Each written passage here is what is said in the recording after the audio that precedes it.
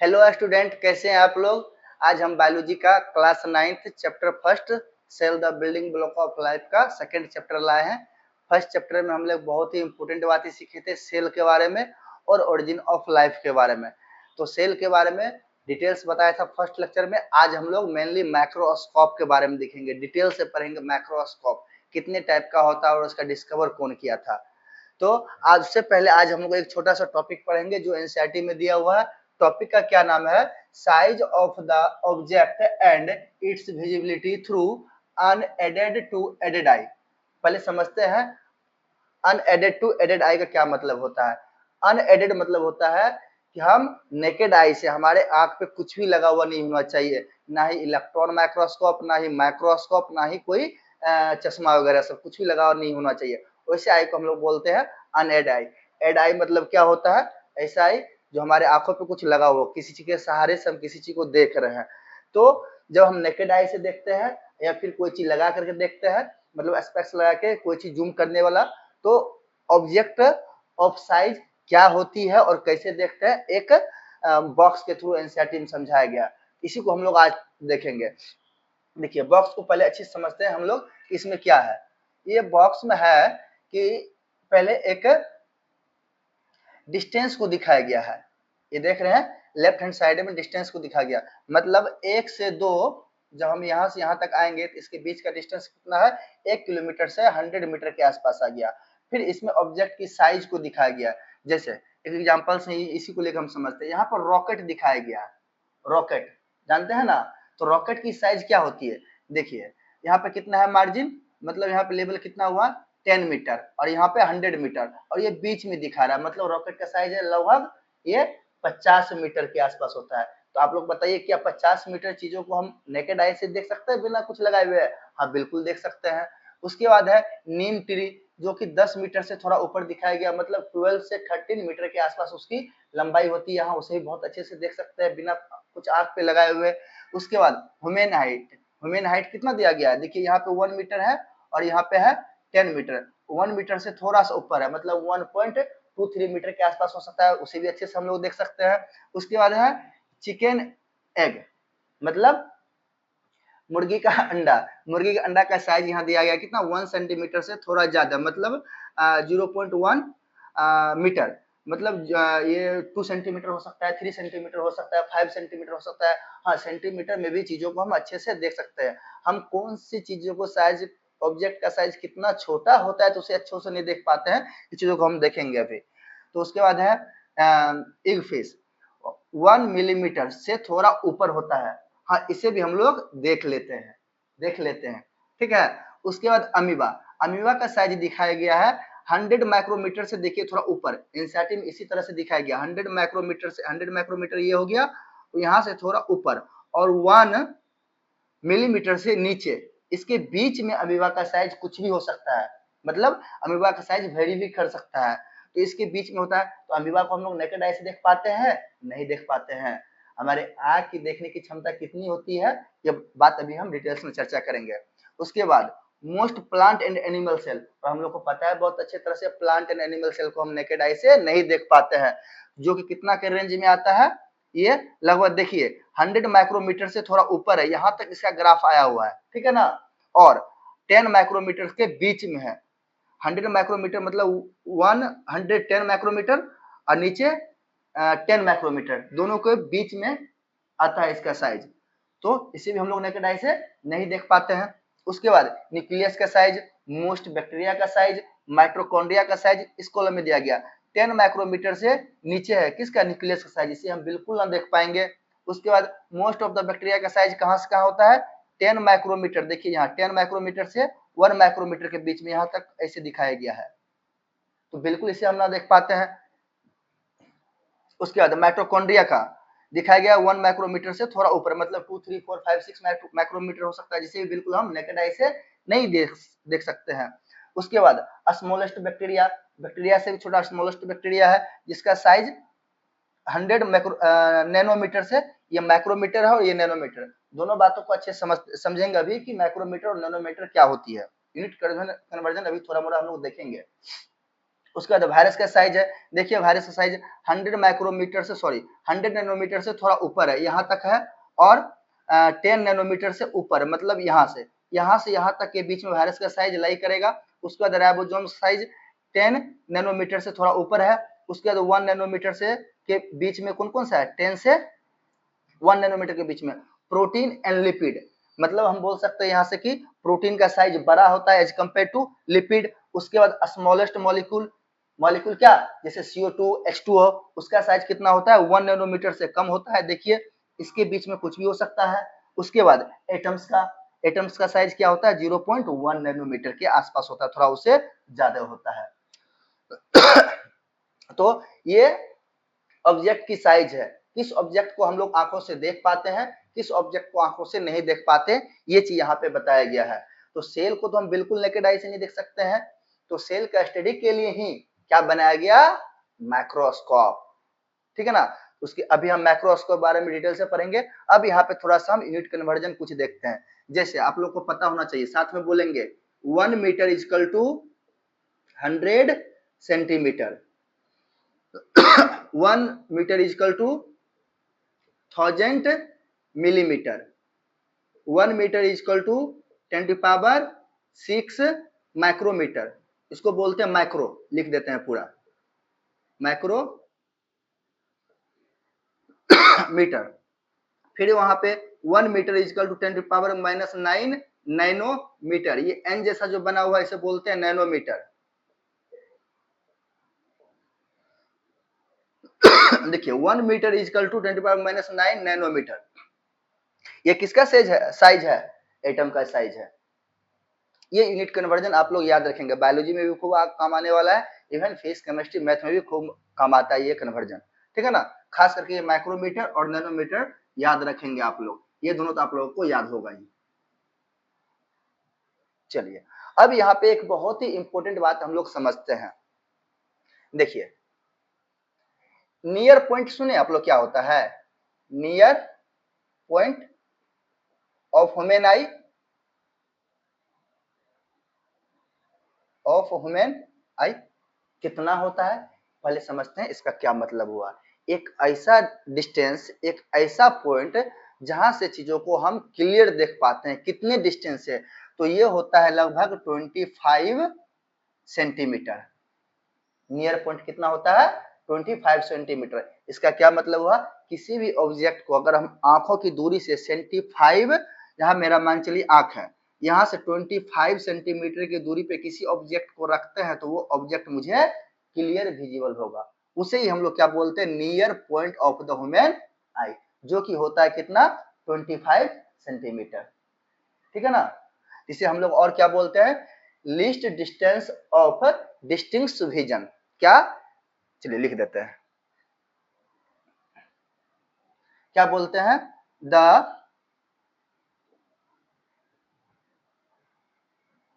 Least distance of distinct vision. Distinct मतलब होता है क्लियर, किसी भी ऑब्जेक्ट को क्लियर देखने के लिए कितना मिनिमम डिस्टेंस चाहिए, तो कितना मिनिमम डिस्टेंस चाहिए, 25 सेंटीमीटर। यहाँ पे एक बातों को और समझेंगे साथ में, जो कि एनसीईआरटी में दिया हुआ है।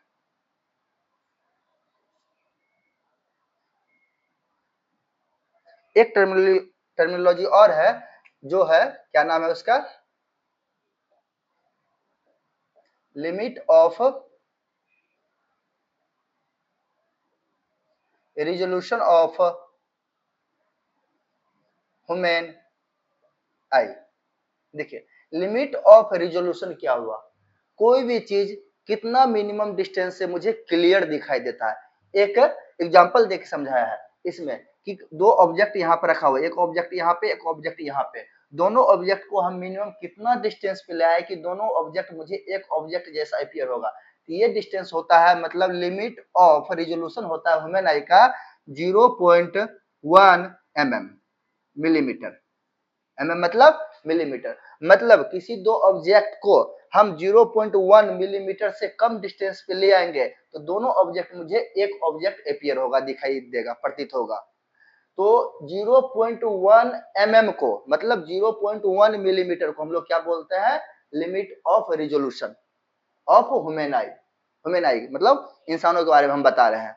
तो ये होती है कितना, 0.1 मिलीमीटर। चलिए, तो इस बातों को आप लोग नोट कीजिए। हम इन सब सारे बातों को लिख के पहले से बोर्ड पे इसलिए रखे रहते हैं कि टाइम बचे, मेरा वीडियो ज्यादा लंबा ना बने, ठीक है ना।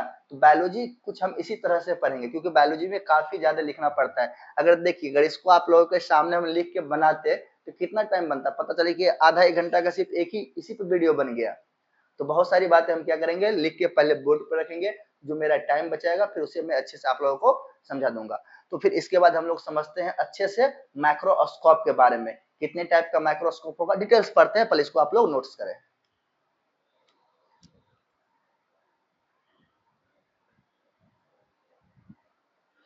तो चलिए, इंस्ट्रूमेंट्स फॉर स्टडिंग सेल, मतलब एक सेल को स्टडी करने के लिए, जो सेल नेकेड आई से नहीं दिखता है, उसके लिए जो इंस्ट्रूमेंट का यूज करते हैं उसे क्या बोलते हैं हम लोग, माइक्रोस्कोप। तो माइक्रोस्कोप के बारे में डिटेल स्टडी करेंगे हम लोग।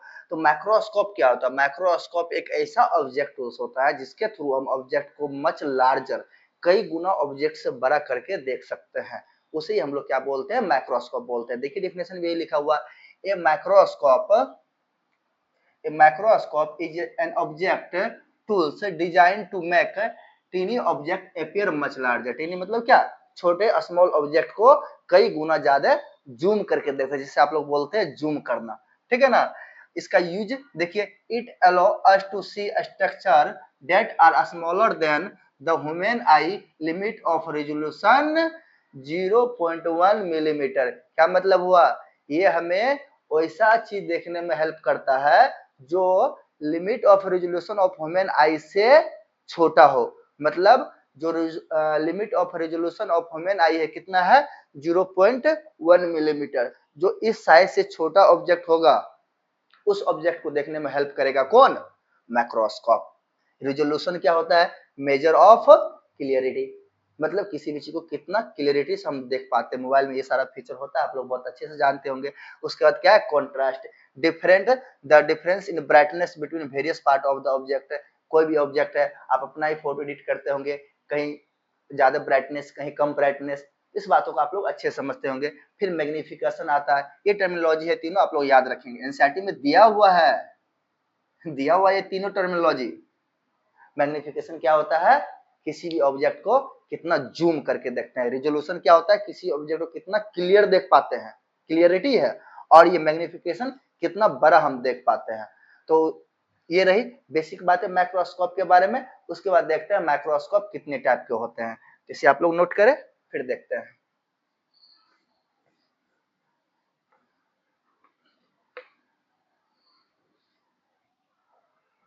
तो हमारा नेक्स्ट हेडिंग क्या है, types of microscope. Types of microscope. Microscope दो टाइप के होते हैं मेनली। एक होता है लाइट माइक्रोस्कोप, लाइट,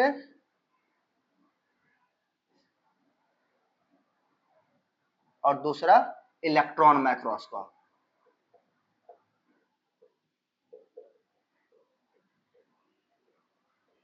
देखिए, लाइट माइक्रोस्कोप क्या होती है, ऐसा माइक्रोस्कोप जिसे देखने के लिए हम में विजिबल लाइट की जरूरत पड़ती है। जो सनलाइट होती है, ट्यूब लाइट होती है, ये सारे लाइट की जरूरत पड़ती है।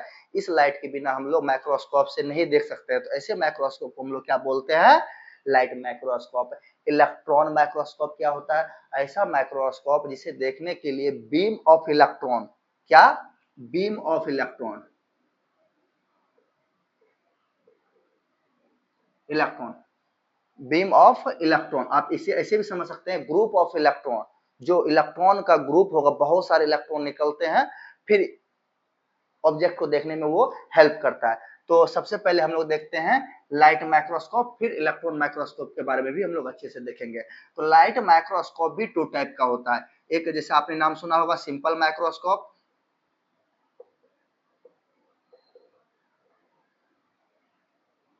और दूसरा कंपाउंड माइक्रोस्कोप।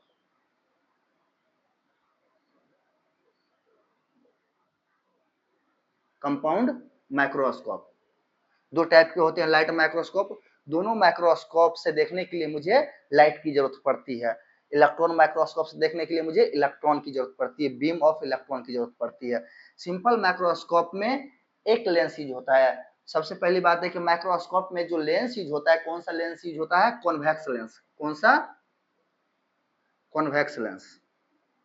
तो सिंपल माइक्रोस्कोप में एक लेंस यूज होता है और कंपाउंड माइक्रोस्कोप में दो लेंस यूज होता है। तो आप लोग बताइए यहाँ से एक चीज, तो पहले किस माइक्रोस्कोप का खोज हुआ था, डिस्कवर हुआ था, सिंपल या कंपाउंड? इसमें एक लेंस यूज होता है और इसमें दो लेंस। आप लोग बोलेंगे सर पहले एक लेंस वाला यूज डिस्कवर हुआ होगा, फिर उसे मॉडिफाई करके किसी तरह दो लेंस वाला बनाया गया था। नहीं, सबसे पहले कंपाउंड माइक्रोस्कोप का डिस्कवर हुआ था, उसके बाद सिंपल माइक्रोस्कोप बनाया गया था। तो हम एक एक करके पढ़ते हैं। यहाँ से मेनली तीन तरह के माइक्रोस्कोप हो गए। पहला सिंपल माइक्रोस्कोप, दूसरा कंपाउंड माइक्रोस्कोप और तीसरा इलेक्ट्रॉन माइक्रोस्कोप। तो हम एक एक करके सभी माइक्रोस्कोप के बारे में भी समझेंगे और देखेंगे। तो अब हम देखते हैं सिंपल माइक्रोस्कोप, फिर जाकर देखेंगे कंपाउंड माइक्रोस्कोप। सिंपल माइक्रोस्कोप क्या होता है? ये माइक्रोस्कोप में सिर्फ एक ही लेंस का यूज होता है। माइक्रोस्कोप तो बता ही चुके हैं ना कि माइक्रोस्कोप क्या होती है, ऑब्जेक्ट को लार्ज करके दिखाना, कई गुना उसे बड़ा करके दिखाना। तो simple microscope it is use as a single convex lens to magnifying an object function like a powerful magnifying glass. देखिए क्या लिखा हुआ, ये कैसा होता है? अब इस तरह का एक कोई मैग्नीफाइंग ग्लास देखा होगा, जो इसको पकड़ के किसी भी ऑब्जेक्ट को हम जूम करके या बड़ा करके देखते हैं। यही एक सिंपल माइक्रोस्कोप है, इसी तरह का होता है सिंपल माइक्रोस्कोप। इसमें एक ही लेंस होता है। कौन सा लेंस होता है? Convex lens.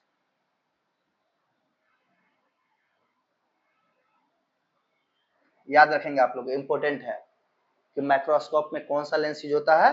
कॉन्वेक्स, चाहे वो सिंपल माइक्रोस्कोप हो या कंपाउंड माइक्रोस्कोप है। तो सिंपल माइक्रोस्कोप क्या होता है? जिसमें एक ही लेंस का बना हुआ माइक्रोस्कोप होता है, कॉन्वेक्स लेंस होता है, और जिसे हम यूज करते हैं ऑब्जेक्ट को मैग्नीफाइंग करके देखने में। उसके बाद क्या है?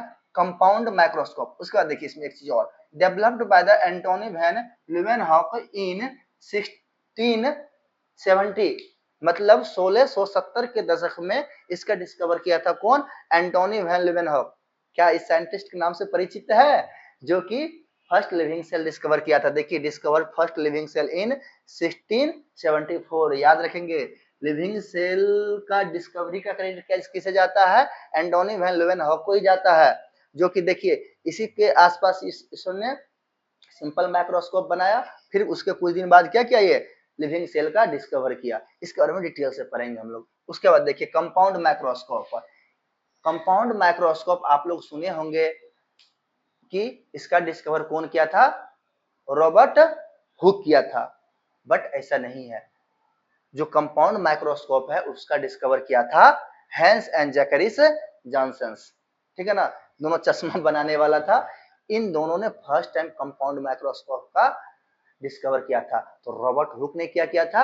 रॉबर्ट हुक उसे सेल्फ डिजाइन किया था। उसके बारे में बात करते हैं, ठीक है ना। Are created with inventing the first compound microscope around 1590 में ही। देखिए मैंने बताया था कि कंपाउंड माइक्रोस्कोप का डिस्कवर पहले ही हो चुका था, ठीक है ना। सिंपल का कब हुआ था? लगभग 1670 के आसपास।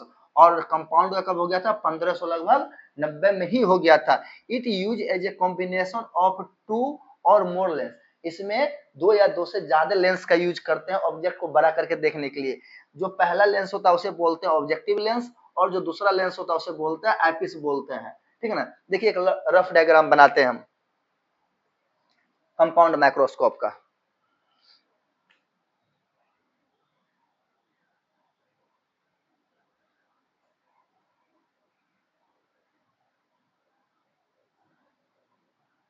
चलिए देखिए, यहाँ पे एक लेंस लगा हुआ होता है, यहाँ पे एक लेंस लगा हुआ होता है और एक लेंस यहाँ पे लगा हुआ होता है, ठीक है ना। और यहाँ पे एक स्टैंड है जिसपे कोई भी ऑब्जेक्ट को हम रख के देखेंगे। जैसे किसी भी ओनियन के पील्स को देखना है मुझे, उसे जूम करके देखना है, तो यहाँ पे हम क्या करेंगे? ओनियंस के पील को रख देंगे यहाँ पे, ओनियन के पील को यहाँ पे हम रख देंगे, ठीक है ना, छिलके को रख देंगे। और यहाँ से हम देखेंगे, ये लेंस मतलब यहाँ से देखेंगे मतलब हमारा आई यहाँ पे है, ठीक है। तो जो लेंस हमारे आई के आसपास है, पास है, वैसे लेंस को हम लोग क्या बोलते हैं? आईपीस बोलते हैं, आईपीस बोलते हैं। और जो लेंस ऑब्जेक्ट के पास है, मुझे ऑब्जेक्ट को देखना है, ऑब्जेक्ट कौन सा है यहाँ पे, ओनियन पिल्स है, तो जो लेंस ऑब्जेक्ट के पास है उस लेंस को हम लोग क्या बोलते हैं, ऑब्जेक्टिव लेंस बोलते हैं, ऑब्जेक्टिव लेंस बोलते हैं, ठीक है। इसको बोलते हैं आईपीस और इसको बोलते हैं ऑब्जेक्टिव लेंस। दोनों लेंस कौन सा होता है, कॉन्वेक्स लेंस होता है, और दोनों लेंस का जो जूमिंग पावर है, जो मैग्नीफाइंग पावर है, अलग अलग हो सकता है, किसी का 10x हो सकता है, किसी का 100x होता है, या दोनों का सेम भी हो सकता है। इसका भी 10x, मतलब यहाँ पे जो लेंस लगा हुआ है ये भी लेंस ऑब्जेक्ट को 10 गुना ज्यादा करके दिखाने के लिए कैपेबल है, और यहाँ भी जो लेंस लगा हुआ है वो भी ऑब्जेक्ट को 10 गुना दिखाने के लिए कैपेबल है। मतलब दोनों मिला के ऑब्जेक्ट को कितना बड़ा दिखाएगा, 10 गुना ये करेगा और 10 गुना ये करेगा, मतलब 100 टाइम्स ऑब्जेक्ट को बड़ा करके दिखा देगा। मान चलिए इसका पावर है ऑब्जेक्ट को 200 टाइम्स बड़ा करके देखने की, और इसकी पावर है 20 टाइम्स ऑब्जेक्ट को बड़ा देखने की चीजों की, मतलब इसका कितना है पावर, मान लीजिए 200x, x मतलब पता ही है कि ऑब्जेक्ट को कितना बड़ा हम देख सकते हैं, तो 200 टाइम्स ऑब्जेक्ट को बड़ा करके देखने की पावर है किसका, आईपीस लेंस का। और जो ऑब्जेक्टिव लेंस है इसके देखने की पावर मान लीजिए 20x है। दोनों लेंस की पावर अलग अलग हो सकती है, सेम भी हो सकती है। अब ऑब्जेक्ट की को जो मतलब कुल मैग्नीफाई करके देख पाएंगे कितना होगा, दोनों को मल्टीप्लाई कर देंगे, मतलब 4000x, मतलब अब ऑब्जेक्ट को हम 4000 गुना ज्यादा बड़ा करके देख सकते हैं। तो यहाँ पे दो तरह का लेंस होता है, एक को बोलते हैं ऑब्जेक्टिव लेंस और एक को बोलते हैं आईपीस लेंस, ठीक है ना। तो ये रही कंपाउंड माइक्रोस्कोप के बारे में। अब डिटेल्स में और देखते हैं कंपाउंड माइक्रोस्कोप के बारे में, इसको नोट करिए तब तक आप। तो लिविंग सेल का डिस्कवर कौन किया था, एंटोनी वैन लीवेनहॉक। और सबसे पहले सेल का डिस्कवर कौन किया, अगर ये पूछा जाए तो कौन किया था, और रॉबर्ट हुक ने किया था। सबसे पहले सेल का डिस्कवर, भले वो डेड सेल था लेकिन डिस्कवर कौन किया था, रॉबर्ट हुक ने किया था। अगर आपसे पूछे कंपाउंड माइक्रोस्कोप का डिस्कवर फर्स्ट टाइम किसने किया था, या माइक्रोस्कोप का डिस्कवर किसने किया था, तो हैंस एंड जैकरिस जॉनसन ने किया था। बट आपके एनसीईआरटी में लिखा हुआ है रॉबर्ट हुक। इसका एग्जैक्ट मतलब ये हुआ कि रॉबर्ट हुक ने सेल्फ डिजाइन कंपाउंड माइक्रोस्कोप से फर्स्ट सेल का डिस्कवर किया था। वो सेल कैसा था, डेड सेल था। यहाँ पर है देखिए, Robert Hooke was the first person to observe a cell in 1665, कितना 1665 में, using a self design microscope capable of about 200x to 300x magnification, जिस मतलब कि बोल सकते हैं कि जो उसका माइक्रोस्कोप था उसका पावर कितना था, ऑब्जेक्ट को 200 से 300 गुना ज्यादा बड़ा करके देखने की। जो कंपाउंड माइक्रोस्कोप सेल्फ डिजाइन किया गया था किसके द्वारा, रॉबर्ट हुक के द्वारा। फिर बाद में इसे ही जाता है डिस्कवरी ऑफ सेल का भी क्रेडिट। यहाँ पर ये hook examined the thin slice of cork under his compound microscope and observe that it was made of tannin. देखिए क्या हुआ, ये कंपाउंड माइक्रोस्कोप है, समझिएगा थोड़ा अच्छे चीजों को। ये कंपाउंड माइक्रोस्कोप है, ठीक है। यहाँ पे इसका ये स्टैंड है, यहाँ पे जो लेंस लगा रहता है उसे क्या बोलते हैं बताइए आप लोग, इस लेंस को क्या बोलते हैं, ऑब्जेक्टिव लेंस। कौन सा लेंस, ऑब्जेक्टिव।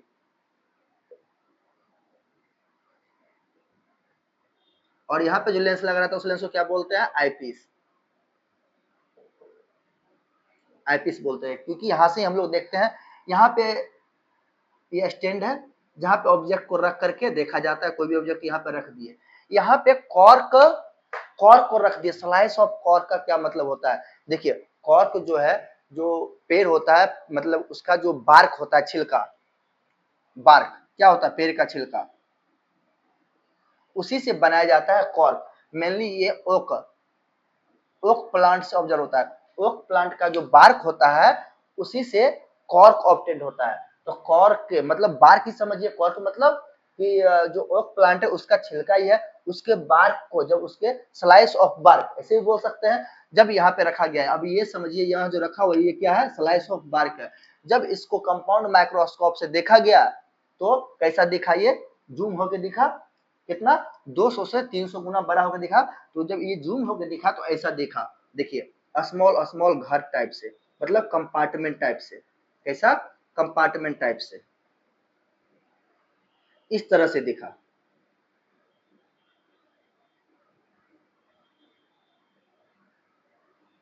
इस तरह से देखा, छोटे छोटे कंपार्टमेंट है। देखिए यहाँ पे क्या लिखा हो, it made of tiny box like, tiny मतलब स्मॉल, बॉक्स लाइक, देखिए बॉक्स तरह दिख रहा है, कंपार्टमेंट पाइल्ड अप टुगेदर, जो कि एक दूसरे से जुड़ा हुआ है। मतलब ये जो घर लाइक स्ट्रक्चर दिख रहा है, इसी को बाद में क्या बोल दिया, सेल। इसी को क्या बोल दिया, सेल। सेल का मतलब ही होता है छोटा छोटा घर। सेल कहां से लिया गया, लैटिन वर्ड से लिया गया है, समझाएंगे डिटेल से उसका मतलब भी, जिसका मतलब भी होता है छोटा छोटा घर, छोटा छोटा कंपार्टमेंट, बॉक्स लाइक, छोटा छोटा कंपार्टमेंट। ये कंपार्टमेंट टाइप से दिख रहा है ना, जिसे बाद में क्या बोल दिया गया, सेल। कौन किया था डिस्कवर, रॉबर्ट हुक ने किया था अपने कंपाउंड माइक्रोस्कोप से। ठीक है, इस इतना बात को रखें, फिर इसके बाद हम लोग देखते हैं इलेक्ट्रॉन माइक्रोस्कोप के बारे में। अब देखते हैं इलेक्ट्रॉन माइक्रोस्कोप के बारे में। जैसे कि पहले मैंने बताया कि दो टाइप का इलेक्ट्रॉन होता है, लाइट माइक्रोस्कोप और इलेक्ट्रॉन माइक्रोस्कोप। लाइट माइक्रोस्कोप में हम लोग क्या करते हैं, यूज लाइट, जो विजिबल लाइट है, सनलाइट या बल्ब ट्यूब का लाइट, वो सब यूज करते हैं। और इलेक्ट्रॉन माइक्रोस्कोप हम लोग क्या यूज करते हैं, beam of electron, group of electron. देखिए अब हुआ क्या कि लाइट माइक्रोस्कोप से, चाहे वो कंपाउंड माइक्रोस्कोप हो या सिंपल माइक्रोस्कोप हो, उसके हेल्प से तो हम सेल को देख पाए, बट सेल के अंदर भी तो डिटेल स्टडी करना था। उसके अंदर न्यूक्लियस पाया जाता है, माइटोकॉन्ड्रिया पाया जाता है, राइबोसोम्स पाया जाता है, डिफरेंट टाइप के सेल ऑर्गेनल्स पाए जाते हैं। फिर उसके अंदर के भी तो स्ट्रक्चर को पढ़ना था, जैसे न्यूक्लियस में डीएनए के बारे में पढ़ना था, क्रोमोसोम्स के बारे में पढ़ना था। उसके लिए मुझे तगड़ा माइक्रोस्कोप चाहिए, वो भी कंपाउंड और सिंपल माइक्रोस्कोप से काम चलने वाला अब नहीं था। तो इसके लिए एक बहुत ही तगड़ा माइक्रोस्कोप चाहिए, और उस तगड़ा माइक्रोस्कोप को क्या बोलते हैं, इलेक्ट्रॉन माइक्रोस्कोप। मतलब अब कंपाउंड माइक्रोस्कोप से काम चलने वाला नहीं था, तो साइंटिस्ट लोगों ने फिर उस पर भी काम करना शुरू किया, और फाइनली उस माइक्रोस्कोप को बना डाला। फर्स्ट टाइम जो माइक्रोस्कोप को बनाया था, उस साइंटिस्ट का क्या नाम था, देखिए यहाँ पे सबसे नीचे, इनरस्ट रस्का एंड मैक्स नॉल। कितना में, 1931 में। तो शॉर्टकट में बोल सकते हैं, पूरा नाम याद रखने की कोई जरूरत नहीं है, रस्का एंड नॉल। मैंने इसे ऐसे याद रखा हुआ, नॉल एंड रस्का, एक राइम की तरफ थोड़ा मोड़ा बन जाता है, नॉल एंड रस्का। कितना, 1931 में इलेक्ट्रॉन माइक्रोस्कोप का डिस्कवर किया था, जिसके बाद ही सेल के अंदर उसके डिटेल स्ट्रक्चर को कर पाया, स्टडी कर पाया, सेल ऑर्गेनल्स को देखना, और उसके अंदर जितना भी डिफरेंट टाइप्स के ऑर्गेनल्स है सभी को देख पाया। देखिए यहाँ से electron microscope, apart from the light microscope, scientist also use two powerful electron microscope that reveal the fine detail of a cell structure, जो सेल के स्ट्रक्चर को अच्छे से स्टडी करने में हेल्प किया बाद में, कौन, electron microscope. This instrument use as a beam of light, यहाँ पे क्या यूज होता है, बीम ऑफ लाइट यूज होता है। जैसे ऑब्जेक्ट, लाइट के बारे में जो सिंपल माइक्रोस्कोप में यूज होता है, देखिए कैसे होता है, कोई भी ऑब्जेक्ट है, बेसिक बात है, आप लोग जानते हैं कि नहीं, बताइए आप मुझे। कोई भी ऑब्जेक्ट है, किसी सोर्स से लाइट निकली, जैसे ये ट्यूब लाइट है, ठीक है ना, यहाँ से लाइट निकल के ऑब्जेक्ट पे आई, ऑब्जेक्ट पे आई, जिसे बोलते हैं बीम ऑफ लाइट बोलते हैं। क्या है, बीम ऑफ लाइट, ग्रुप में लाइट निकल के आई, और ये हमारे आंखों पर पड़ी, कहाँ पड़ी, आंखों पर पड़ी, आंखों पर पड़ी, रिफ्लेक्ट होके, रिफ्लेक्शन नाम सुने हैं, रिफ्लेक्शन ऑफ लाइट, ये हमारे आंखों पे पड़ी, और हमारे आंखों पे इसका इमेज बनेगा, तो ही ऑब्जेक्ट मुझे ये दिखाई देगा। ठीक है ना, तो ये कॉन्सेप्ट किसका है, सिंपल एंड कंपाउंड माइक्रोस्कोप का। बट इलेक्ट्रॉन माइक्रोस्कोप में सिमिलर तो इस तरह से नहीं होता है, बट इतना समझ सकते हैं, ये जो ग्रुप ऑफ लाइट या बीम ऑफ लाइट जो ऑब्जेक्ट पे निकल के जा रहा है, इलेक्ट्रॉन माइक्रोस्कोप में बीम ऑफ इलेक्ट्रॉन या ग्रुप ऑफ इलेक्ट्रॉन निकल के ऑब्जेक्ट पे जाता है, फिर उसे मैग्नीफाइंग करके हम लोग देख पाते हैं। तो इतना ही आप लोग के सिलेबस में है बीम ऑफ लाइट के बारे में, ज्यादा डिटेल्स में इसको समझा नहीं सकते हैं, ठीक है ना। Group of electron instead of light, देखिए लाइट के अलावा प्रोड्यूस हाईली मैग्नीफाइंग इमेज, जो कि एक हाईली मैग्नीफाइंग इमेज प्रोड्यूस करता है, allowing us to see cell structure at a nanometre scale. बहुत सारे सेल ऑर्गेनल्स का जो साइज होता है वो नैनोमीटर स्केल होता है, नैनोमीटर में होता है। एक एटम का अगर स्टडी करना है तो बताइए क्या वो कंपाउंड या सिंपल माइक्रोस्कोप से हो सकता है, नहीं, क्योंकि जो एक एटम का साइज होता है वो माइक्रोमीटर नैनोमीटर में होता है। तो उसे देखने के लिए, उसे स्टडी करने के लिए फिर एटम के अंदर भी हम लोग देख पाते हैं इलेक्ट्रॉन, प्रोटॉन, न्यूट्रॉन। उसे देखने के लिए इलेक्ट्रॉन माइक्रोस्कोप की ही जरूरत होगी, जो कि मुझे चीजों को नैनोमीटर पे, देखिए nanometre scale with clarity, nanometre scale with remarkable clarity, जो उसे मुझे पूरे क्लियर करके दिखाता है। 1 नैनोमीटर कितना होता है, यहाँ पे दिया हुआ एनसीईआरटी में, तो मैंने लिख दिया billions of 1 nanometre is 1 billionth of a metre. एक मीटर का कितना बिलियंथ पार्ट होता है, काफी छोटा होता है। उस चीजों को भी हम आंखों से देख पाते हैं। डिस्कवरी बता ही दिए, कौन किया था, नॉल एंड रस्का ने किया था। इसके बाद एक एक्टिविटी देखते हैं जो कि बहुत ही इंपॉर्टेंट और बहुत ही अच्छा एक्टिविटी है, जो कि बुक में दिया हुआ, वो माइक्रोस्कोप पे है। पहले इसे आप लोग नोट करें।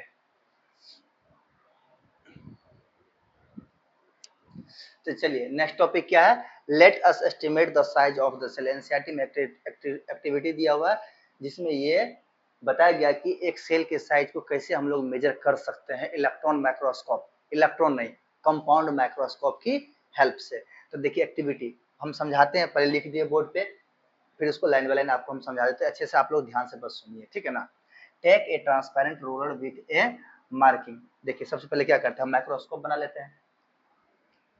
कैसे बनाते हैं, रफ माइक्रोस्कोप ऐसे बनाते हैं। यहाँ पे एक लेंस लगा देते हैं जो कि ऑब्जेक्टिव लेंस है, और यहाँ पे एक लेंस लगा देते हैं जो कि आईपीस लेंस है। ये बीच में स्टैंड है इसका, ठीक है। यहाँ पे दिख रहा है आप लोगों को, एक सेकंड रुकिए मुझे देखने दीजिए। चलिए दिख रहा होगा, ये पार्ट तो कम से कम दिख रहा होगा आप लोगों को।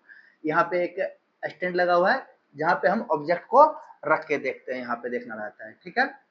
तो चलिए, take a transparent ruler with MM marking, MM में। चलिए इस बात को समझते हैं, फिर इसको समझाते हैं। Place the under on the stage of microscope and measure it MM.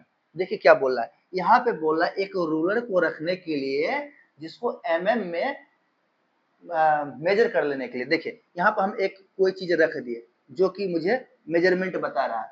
अब यहाँ से हम लोग देख रहे हैं, यहाँ से देखने के बाद ये कितने एरिया को दिखा रहा है उसे बोल रहा है मेजर कर लेने के लिए। मतलब यहाँ से देख रहे हैं और यहाँ जो ऑब्जेक्ट रखा हुआ है, ऐसा तो है नहीं कि ऑब्जेक्ट पूरा मुझे दिखाई देगा, सब कुछ उसके नीचे जो है सब कुछ दिखाई देगा, ऐसा तो होगा नहीं।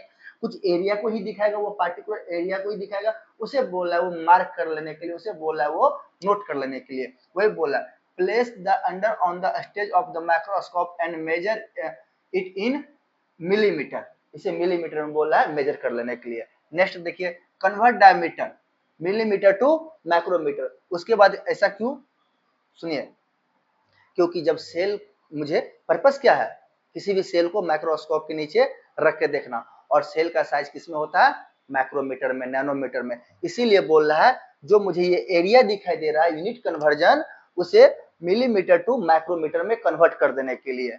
Suppose diameter of A visible field is 5 mm। मान लीजिए यहाँ पे जो एरिया मुझे दिखा, यहाँ से हम देखें एक लेंस को द्वारा, फिर दूसरा लेंस यहाँ पे लगा हुआ है, और यहाँ पे जो एरिया दिखा वो एरिया मुझे 5 mm का दिखा। कितना का दिखा, 5 mm एरिया दिखा। तो उसको माइक्रोमीटर में हम लोग कन्वर्ट कर लेंगे। तो माइक्रोमीटर में कन्वर्ट करने के लिए क्या करना पड़ेगा, 1000 से उसको मल्टीप्लाई करना पड़ेगा। आप लोग को जो लिखवाए थे, आप लोग कन्वर्ट करके देखिएगा mm टू माइक्रोमीटर। जब मिलीमीटर से माइक्रोमीटर में हम लोग जाते हैं तो 1000 से मल्टीप्लाई करते हैं, तो कितना हो गया, 5000 micrometre. Remove ruler and place a onion peel. अब यहाँ पे बोल रहा है कि जो डायमीटर हमने यहाँ पे मेजर किया उसे रूलर को हटा लेने के लिए अब वहां पे एक प्याज, ओनियन का छिलका रखने के लिए। तो कितना, वो जो उस एरिया में जो छिलका रहेगा उसका डायमीटर कितना होगा, लगभग 5000 माइक्रोमीटर ही होगा। Remove ruler and place an onion peels. Estimate real size of the cell using the formula. अब इस फार्मूला के हेल्प से बोल रहा है कि उस जो 5000 माइक्रोमीटर के डायमीटर में जितना भी ओनियंस का पिल आ रहा है उस एरिया में टोटल नंबर ऑफ सेल कितने हैं, ये निकालने के लिए बोल रहा है एक्चुअल में। ये देखिए फार्मूला क्या है, estimate size of the onion peel cell. Onion peel cell का एस्टिमेट साइज क्या है। अगर मुझे नंबर पता चल गया तो साइज भी पता चल जाएगा, या साइज पता चल जाएगा तो नंबर भी पता चल जाएगा। तो इसके लिए फार्मूला है कि जो यहाँ पे हम रखेंगे ओनियन का पिल्स, उसमें जो मुझे सेल दिखाई देगा माइक्रोस्कोप की हेल्प से, उसका साइज पूछ रहा है मुझसे। उसके लिए फॉर्मूला क्या है, diameter of the visible field in microscope. ये जो विजिबल फील्ड जहां पे मैंने देखा था उसका डायमीटर कितना है, 5000 माइक्रोमीटर। उसके बाद अपॉन में number of cell along with the diameter, मतलब जब यहाँ पे हम ओनियन के छिलका को रखे, यहाँ से देखे तो मुझे टोटल नंबर ऑफ सेल कितना दिखाई दिया। मैंने बोला था जब यहाँ पे कॉर को रखे थे तो यहाँ पे कंपार्टमेंट टाइप से कुछ बॉक्स बन के मुझे दिखाई दिया था, इसी बॉक्स को बाद में सेल बोल दिया गया था। वही पूछ रहा है, यही बोल रहा है यहाँ पे कि टोटल कितने बॉक्स, कितने कंपार्टमेंट यहाँ पे बना। देखिए नंबर ऑफ सेल, कंपार्टमेंट जो बॉक्स लाइक था, अलोंग द डायमीटर, डायमीटर के साथ, डायमीटर के एरिया में, उसी के दायरे में टोटल नंबर ऑफ सेल कितना दिखा मुझे जब हम कंपाउंड माइक्रोस्कोप से उसे देखे तो। यहाँ पे मान लीजिए उसमें कितना सेल लिखा, 25 सेल लिखा, तो size of one onion peel cell, उसका साइज क्या हो जाएगा, डायमीटर कितना था 5000 माइक्रोमीटर, और उसमें मुझे सेल कितना देखा, सपोज कर लिए उसमें 25 सेल दिखा, तो 25 से जब इसको डिवाइड करेंगे तो मुझे सेल का साइज मिल जाएगा। तो सेल का साइज कितना हो गया, 200 माइक्रोमीटर। यहाँ पे दिया हुआ size of one onion peel cell, one प्याज के छिलका का सेल का साइज कितना हो गया, 200 माइक्रोमीटर। क्या ये एक्चुअल साइज है उस सेल का, नहीं, ये एक्चुअल साइज नहीं है। क्यों एक्चुअल साइज नहीं है, क्योंकि ये देखिए हम जो उसको देख रहे हैं उसे हम जूम करके देख रहे हैं, दो लेंस के थ्रू, दो कॉन्वेक्स लेंस के थ्रू से जूम करके देख रहे हैं। देखिए यहाँ पे क्या लिखा हुआ है, if the both the eyepiece and objective lens magnifying power of the 10x, मैंने आपको बोला था दोनों लेंस की पावर अलग अलग हो सकती है या सेम भी हो सकती है। यहाँ पे एज्यूम किया गया है कि दोनों लेंस की पावर सेम जैसा है, मतलब ये भी ऑब्जेक्ट को 10 गुना करके दिखा रहा है और ये भी ऑब्जेक्ट को 10 गुना करके दिखा रहा है, तो टोटल ऑब्जेक्ट कितना गुना बड़ा होकर दिखाई देगा मुझे, 100 गुना बड़ा होकर दिखाई देगा। देखिए वही बात है, तो दोनों ऑब्जेक्ट का जो पावर है मैग्नीफाइंग पावर कितना है, 10x है, तो टोटल मैग्नीफाइंग पावर कितना हो जाएगा, 100x हो जाएगा। दोनों को मल्टीप्लाई कर दिए, means a cell with an estimate size of 20 micrometers will appear 100 times larger। मतलब ये जो 20 माइक्रोमीटर का सेल मुझे कैलकुलेशन में निकला, ये अपने एक्चुअल साइज से 100 गुना ज्यादा बड़ा मुझे दिखाई दिया, क्योंकि लेंस की पावर कितनी थी, दोनों लेंस की पावर मिलाकर के 100 टाइम्स जूम करके ऑब्जेक्ट को देख रहे हैं, मतलब ऑब्जेक्ट रियल साइज से कितना 100 गुना बड़ा मुझे दिखाई दे रहा है। इससे एक्चुअल साइज निकालने के लिए क्या करेंगे, जितना बड़ा साइज मुझे दिखाई दिया ये माइक्रोस्कोप से, उससे हम लोग उसमें डिवाइड कर देंगे। देखिए actual size of the cell कैसे निकाल लिए, जो यहाँ पे निकला माइक्रोस्कोप से 200 माइक्रोमीटर, और जूमिंग पावर कितना थी, मतलब कितना गुना उसे बड़ा करके देख रहे थे 100 टाइम्स, उसे 100 से हम क्या किए, डिवाइड कर दिए, मतलब एक जो सेल का रियल साइज है वो कितना है, 2 माइक्रोमीटर है। ये एक्टिविटी है, मतलब एक सेल की रियल साइज कितना है, 2 माइक्रोमीटर है। अगर इसमें कोई भी दिक्कत हो जो आज मैंने पढ़ाया है, आप कमेंट में उसका आंसर पूछ सकते हैं, कोई भी क्वेश्चन हो उसका भी आंसर पूछ सकते हैं। अगर वीडियो अच्छा लगे तो आप लोग लाइक सब्सक्राइब जरूर करें। Thank you.